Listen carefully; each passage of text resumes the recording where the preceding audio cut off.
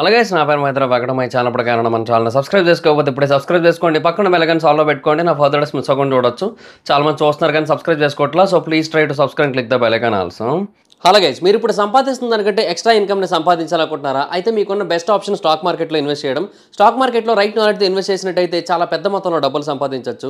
అయితే స్టాక్ మార్కెట్లో ఇన్వెస్ట్ చేయాలంటే మీకు ఖచ్చితంగా ఒక డీమాట్ అకౌంట్ కావాలి. డీమాట్ అకౌంట్ ఇవ్వడానికి ఇండియాలో చాలా కంపెనీస్ ఉన్నప్పటికీ కూడా Upstox is the one of the best company. నేను కింద డిస్క్రిప్షన్లో ఇచ్చిన లింక్ మీద క్లిక్ చేసి కనుక మీరు అప్స్టాక్స్లో డీమాట్ అకౌంట్ ఓపెన్ చేసుకున్నట్టయితే మీరు ఫ్రీగా డీమాట్ అకౌంట్ ఓపెన్ చేసుకోవచ్చు. ఇప్పుడే ఆ లింక్ మీద క్లిక్ చేసి అప్స్టాక్స్లో ఫ్రీగా డీమాట్ అకౌంట్ ఓపెన్ చేసుకోండి. మీ యొక్క స్టాక్ మార్కెట్ ఇన్వెస్ట్మెంట్ జర్నీని స్టార్ట్ చేయండి. ఇందులో లాభాలు ఉంటాయి, నష్టాలు ఉంటాయి, గమనించగలరు.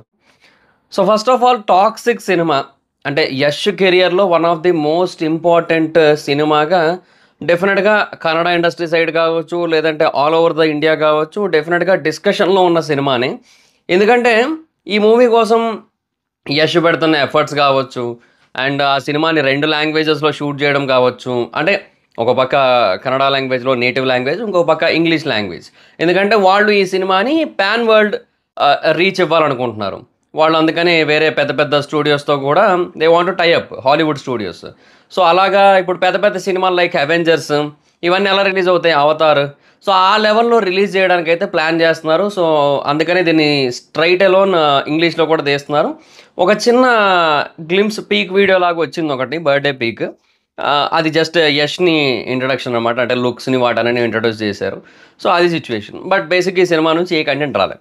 యాక్చువల్గా ఈ సినిమా రిలీజ్ డేట్ వాళ్ళు అనౌన్స్ చేసింది ఏంటి, వాళ్ళు ఈ సినిమాని అనౌన్స్ చేసినప్పుడు ఏప్రిల్ 10, 2025 ఈ సంవత్సరం. సో వాళ్ళు ఐ థింక్ 2023లో ఎప్పుడు అనౌన్స్ చేశారు. సో అప్పుడు అనౌన్స్ చేసినప్పుడు రిలీజ్ డేట్ 2025లో ఇస్తే వాయమ్మ నాయన ఎందుకురా 1.5 year పైనే ఉంది కదా, దగ్గర దగ్గర 2 years ఉంది రిలీజ్ డేట్కి, ఏదో ఇంత టైం ఎందుకో అనుకున్నాను యాక్చువల్గా అప్పుడే. సో యష్ 2022లో ఒక సినిమా రిలీజ్ చేశాడు, ఏది KGF 2. ఆ తర్వాత మళ్ళీ రాలే కదా. సో 3 ఏళ్ళు పట్టేస్తుంది కదా, సరే అట్లీస్ట్ మేబీ అందరూ అదే చేస్తున్నారులే, సరే 3 ఏళ్ళు టైం తీసుకుంటారు, సరే ఇట్స్ ఓకే, అవుట్పుట్ బెటర్గా ఉంటే అదే చాలు అన్నట్టుగా అనుకోవడం జరిగింది. బట్ ఇప్పుడు ట్విస్ట్ ఏంటంటే వాళ్ళు ఒక కొత్త రిలీజ్ డేట్ అనౌన్స్ చేశారు. యాక్చువల్గా అది పోస్ట్పోన్ అయిపోయిందనే విషయం అందరికీ తెలుసు ఈ April 10th నుంచి. అంటే దానికి మెనీ రీజన్స్ ఆర్ దేర్. మధ్యలో ఆ కోర్టు కేసులు కూడా అయ్యాయి టాక్సిక్ సినిమా మీద.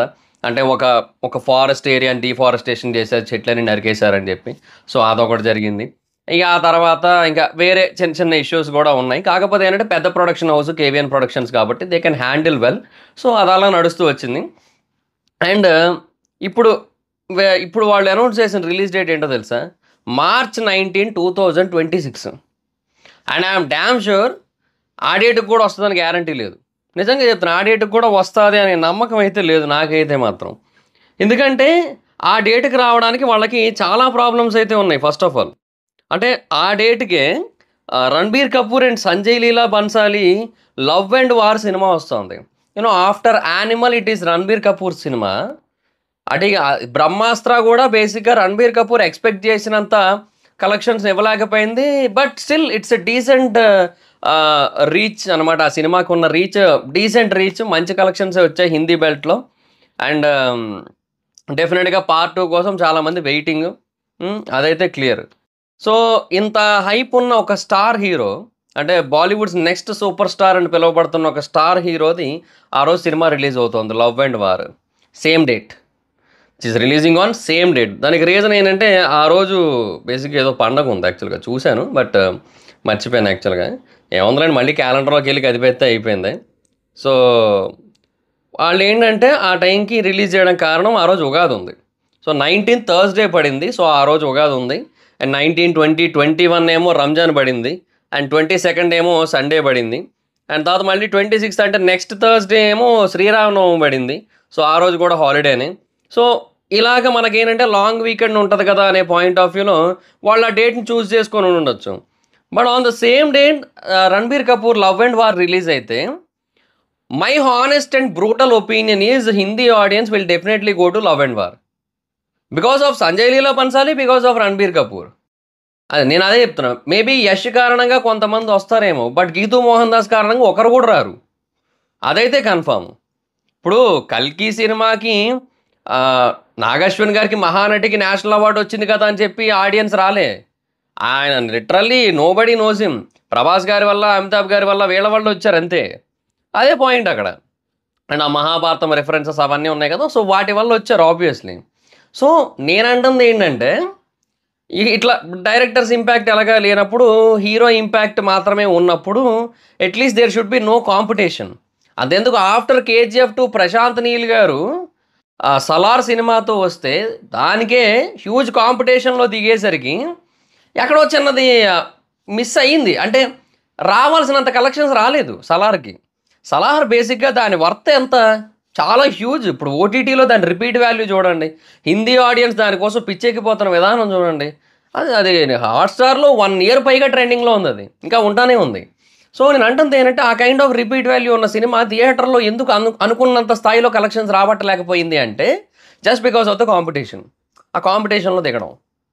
సో అదే అంటున్నా, దానికి బదులు అట్లీస్ట్ కొంచెం ఒక 2 weeks గ్యాప్లో దిగితే అయిపోద్ది. బట్ అందరికీ పండగలే కావాలి, అందరికీ ఫెస్టివల్ డేట్సే కావాలి. అలా ఎలా అవుతుంది? ఇప్పుడు ఇంకొక ట్విస్ట్ ఏంటంటే ఇప్పుడు 19th 2 సినిమాలు ఉంటాయి అనుకుందాం, ఆ తర్వాత 26th మన తెలుగులో 2 సినిమాలు, మళ్ళీ ఇవి కూడా పాన్ ఇండియన్ సినిమాలే. ఒకటి వచ్చి పెడ్డి, రామ్ చరణ్ గారిది, బుచ్చిబాబు గారిది. పెద్దియో మరి PEDDI దాని పేరు. మరిగా you have to know exactly వాళ్ళు ఎట్లా రిఫర్ చేస్తారనేది సినిమా వచ్చాక తెలుస్తుంది మనకి. అంటే వాళ్ళు ఏదైనా ఇంటర్వ్యూ ఇస్తే తెలుస్తుంది మనకి. ఇంకా తర్వాత ప్యారడైజ్ నాని గారిది. అండ్ డెఫినెట్గా చెప్తున్నా అది కూడా వన్ ఆఫ్ ది బిగ్గెస్ట్ రా అండ్ రస్టిక్ మూవీ అవుతుంది పాన్ ఇండియన్ సినిమాల హిస్టరీలో. డెఫినెట్గా పాన్ ఇండియన్ ఆడియన్స్ చాలా గట్టిగా దీనికి వెళ్ళే అవకాశాలు ఉన్నాయి. అంటే హిట్ 3 కూడా నాకు అంత కాన్ఫిడెన్స్ లేదు పాన్ ఇండియా వైడ్గా సక్సెస్ అవుతుందని, బట్ హీ స్టిల్ ట్రయింగ్ అనమాట. బట్ నా నమ్మకం ఏంటంటే డెఫినెట్గా ది ప్యారడైజ్ చాలా గట్టి కొడుతుంది మేబీ నార్త్లో. అండ్ పెడ్డి అయితే ఇంకా బ్లాక్ బాస్టర్ కొడుతుంది, ఎందుకంటే బుచ్చిబాబు గారిని యూనో ఉప్పెన సినిమా తీసిన ఒక నార్మల్ డైరెక్టర్గా, అంటే ఒక పంజాబ్ వైష్ణవ్ తేజ్ లాంటి ఒక డెబ్యూటెంట్తో తీసిన ఒక డైరెక్టర్గా చూస్తారు. కానీ సెకండ్ మూవీయే రామ్ చరణ్ గారు అంటే ఒక పాన్ ఇండియా స్టార్తో తీయగలిగేంత కెపాసిటీ ఉందంటేనే అర్థం చేసుకోవచ్చు మనం ఆయనలో ఉన్న స్టామినా ఏంటో. పైగా సుకుమార్ గారి శిష్యుడు కదా, ఇంకా ఆబ్వియస్లీ ఎక్కడా కూడా ఆ సినిమాని 1% కూడా తక్కువ అంచనా వేయడానికి లేదు. అది 1000 కోట్ల స్టామినా ఉన్న సినిమా అది, రామ్ చరణ్ గారిది, బుచ్చిబాబు గారిది. సో చాలా హ్యూజ్ సినిమా అది.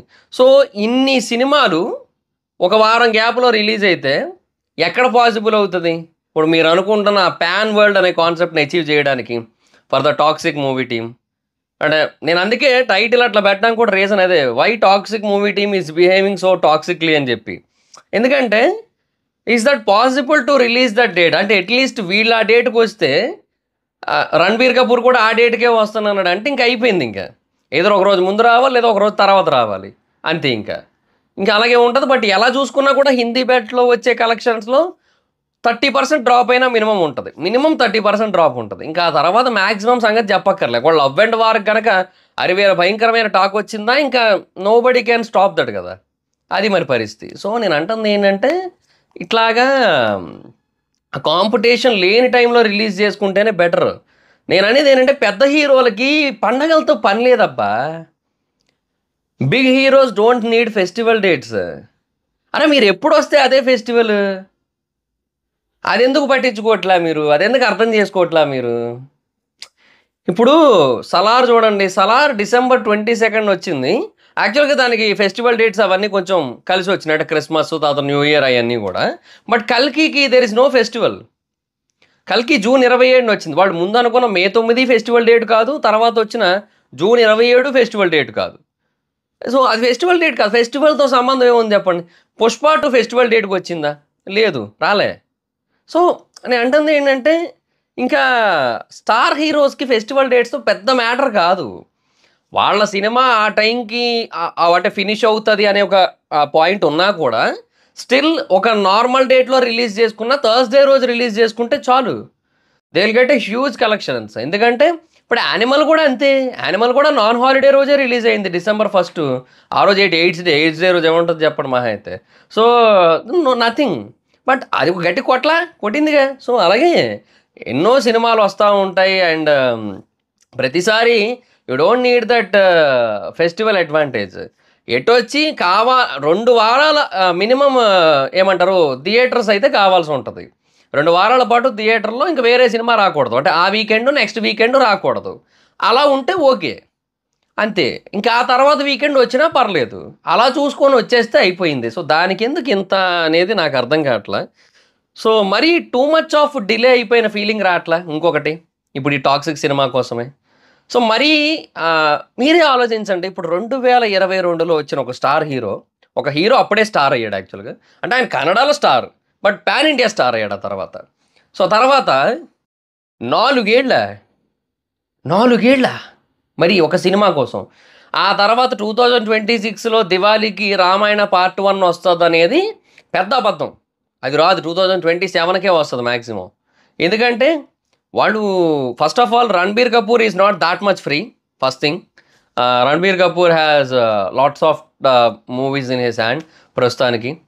ఇటు 'లవ్ అండ్ వార్' ఇంకోటుంది. తర్వాత 'బ్రహ్మాస్త్ర పార్ట్ 2' ఉంది. ఆ తర్వాత ఈ 'రామాయణ' ఉంది. మళ్ళీ ఆ తర్వాత 'యానిమల్ పార్క్' ఉంది. డెఫినెట్‌లీ చెప్తున్నా కదా! ఈ సినిమాల తర్వాత 'Ranbir Kapoor' will be the biggest super star in north belt. అంటే ఈ 4 సినిమాల కలెక్షన్స్‌తో. అదైతే కన్ఫర్మ్. 'లవ్ అండ్ వార్' మేబీ ఎక్స్‌పెక్ట్ చేసినంత రాకపోవచ్చేమో. ఒక 500 అలా కొట్టొచ్చేమో. 500-600 వరకు కలెక్ట్ చేయొచ్చేమో. బట్ మోర్ దాన్ దట్ నాకు తెలిసి ఇంకా 'బ్రహ్మాస్త్ర పార్ట్ 2' గానీ, లేదంటే ఇది కావచ్చు ఏది 'యానిమల్ పార్క్' కావచ్చు, లేదంటే ఆ తర్వాత ఈ 'రామాయణ' 2 పార్ట్‌లు కావచ్చు. ఇవి 2 కూడా ఇంక నాకు తెలిసి 'రణబీర్ కపూర్‌ని' ఇంక నెక్స్ట్ లెవెల్‌లో నిలబెడితే అది వేరే విషయం. బట్ నేను అంటుంది ఏంటంటే, ఇప్పుడు ఆ డేట్‌కి రిలీజ్ చేయడం వల్ల ఎక్కువగా లాస్ అయ్యేది 'టాక్సిక్' టీమే అంటున్నా. బికాజ్ వాళ్ళు ప్రొడక్షన్ మీద ఎంత ఖర్చు పెట్టారు, ఇవన్నీ కూడా చూస్తా ఉంటే డెఫినిట్‌గా వాళ్ళకి చాలా హ్యూజ్ లాస్ ఉంటది. అండ్ ఇది యష్‌కు కూడా ప్రాబ్లమే. నేనేమంటున్నానంటే 'కేజీఎఫ్ 2'కి చాలా వాల్యూ ఉంది. అవును. చాలా పీక్ లెవెల్ ఆఫ్ ఇంట్రెస్ట్ ఉంది పీపుల్‌కి. అది మళ్ళీ మళ్ళీ చూడడానికి.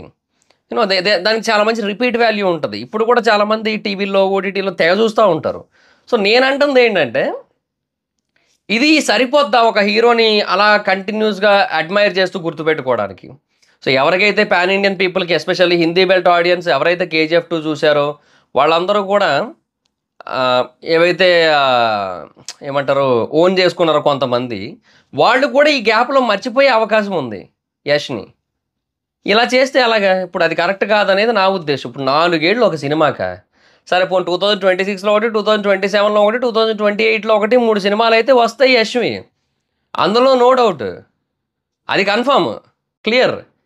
కాకపోతే నేననేది ఏంటంటే, ఆ తర్వాత ఎప్పుడో 'కేజీఎఫ్ 3' మళ్ళీ తీస్తారు నాకు తెలిసి. 2029 ఆర్ 30. ఎందుకంటే ఈ గ్యాప్‌లో ప్రశాంత్ నీల్ ఖాళీ లేడుగా. ఆయన ఫుల్ బిజీగా ఉన్నాడు ఆయన. Prashanth Neel first 'Dragon part 1', తర్వాత 'సలార్ పార్ట్ 2'. 'డ్రాగన్ పార్ట్ 1' అయ్యేసరికి 2026 ఫస్ట్ హాఫ్ అయిపోద్ది. 'సలార్ పార్ట్ 2' మనకు 2027 సెకండ్ హాఫ్‌లో వస్తది. 'సలార్' అయిపోయిన తర్వాత ఐ థింక్ ఆయన 'కేజీఎఫ్ 3' మీద కూర్చుంటారు. 'కేజీఎఫ్ 3' మీద కూర్చున్న తర్వాత 'కేజీఎఫ్ 3' 2029లో వస్తది. అంతే. 2029లో వస్తది. ఎందుకంటే యష్ కూడా అప్పటికి బిజీ ఫ్రీ అయిపోతారు కాబట్టి ఇంక ఇద్దరు కొంచెం వాటి మీద కాన్సంట్రేట్ చేయొచ్చు. ఆ తర్వాత 'డ్రాగన్ పార్ట్ 2' ఏది 2031. ఇది ఏ సంవత్సరం ఇది? 2025 కదా! ఓకే మర్చిపోయాను. ఈ మొత్తం 2030లు, 31లు వాటి గురించి మాట్లాడుకునేసరికి ఏందో అంటే నేనేమంటున్నానంటే, ఒకప్పుడు ఒక దర్శకుడి చేతిలో ఒక 4 సినిమాలు ఉన్నాయంటే 2 ఏళ్లలో ఫినిష్ చేసి ఆర్ మహా అయితే 3 ఏళ్లలో ఫినిష్ చేసి మళ్ళీ వేరే దానికెళ్తారు. ఇప్పుడు అట్లా కాదు. ఒక దర్శకుడి చేతిలో 4 సినిమాలు ఉన్నాయంటే కనీసం 7 ఏళ్ళు ఏసుకోవాల్సొస్తుంది. అది పరిస్థితి. ఏం చెప్తాం ఇంకా. బట్ నాకైతే మాత్రం ఇది కరెక్ట్ కాదని అనిపిస్తుంది. బికాజ్ యష్ తన కెరియర్‌లోని మోస్ట్ ఇంపార్టెంట్ 4 ఇయర్స్‌ని వేస్ట్ చేసుకుంటున్నాడేమో అనిపిస్తుంది. సినిమా బాగుంటే ఓకేనబ్బా! But what if that movie gets at least 30%, 40% of bad talk. అంటే ఒక above average kind of talk వస్తే ఏంటి పరిస్థితి? అది కష్టం కదా! అంటే యావరేజ్ టాక్ వస్తే ఏంటి పరిస్థితి? కష్టం. ఇంత టైం వేస్ట్ చేసుకున్నందుకు అది వర్త్ అవుతదా? లేదా? అది బట్ ఆ పీక్ చూస్తే మాత్రం డెఫినెట్‌గా వర్కౌట్ అయ్యేలాగే ఉంది. సినిమా అయితే డెఫినెట్‌గా బ్లాస్ట్ అన్నట్టే ఉంది ఆ బర్త్‌డే పీక్ చూస్తుంటే.